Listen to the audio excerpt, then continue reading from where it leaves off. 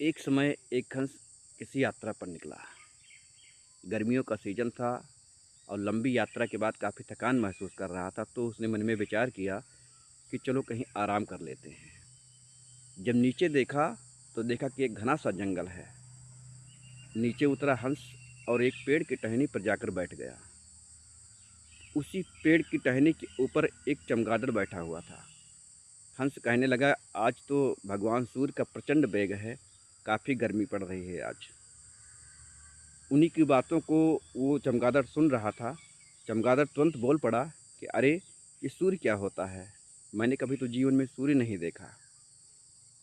हंस कहने लगा कि सूर्य जो होते हैं सबकी रक्षा करते हैं। उन्हीं के आने पर अंधकार मिटता है, प्रकाश फैलता है।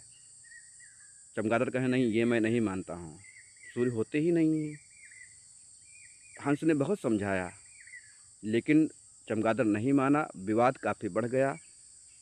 चमगादड़ ने कहा, नहीं, हमारा आपका मामला नहीं निपटेगा, हमारा आपका मामला राजा साहब के यहाँ निपटेगा।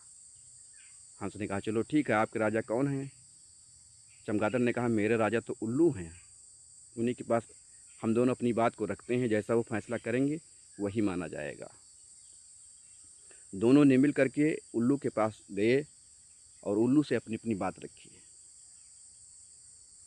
उल्लू दोनों की बात को सुना और कहने लगा, अरे मूर्ख, मेरा जीवन व्यतीत हो गया, मैं प्रजा की रक्षा करते करते मेरा पूरा संपूर्ण जीवन व्यतीत हो गया। मैंने कभी सूर्य को नहीं देखा और तू कह रहा है कि सूर्य भगवान सबकी रक्षा करते हैं, ये कौन सी बात है? हंस ने फिर समझाया, लेकिन उल्लू को भी उन बातों को कोई प्रभाव नहीं पड़ा।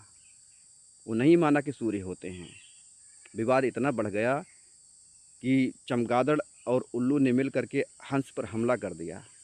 हंस ने किसी तरह से अपनी जान बचा करके वहाँ से भागा और जाते जाते ये कह कर गया कि मूर्ख व्यक्तियों से संवाद करना कोई मतलब नहीं होता है, उसका कोई फ़ायदा नहीं होता है।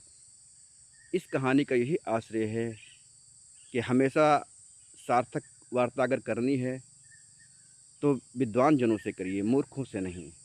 जहाँ अपनी बात ना चले वहाँ से चुपचाप उठकर चले आना ही बेहतर है। जय श्री राम, जय श्री राधे। वीडियो को लाइक शेयर ज़रूर करिएगा। जय श्री राम। एक समय एक हंस किसी यात्रा पर निकला। गर्मियों का सीज़न था और लंबी यात्रा के बाद काफ़ी थकान महसूस कर रहा था, तो उसने मन में विचार किया कि चलो कहीं आराम कर लेते हैं। जब नीचे देखा तो देखा कि एक घना सा जंगल है। नीचे उतरा हंस और एक पेड़ की टहनी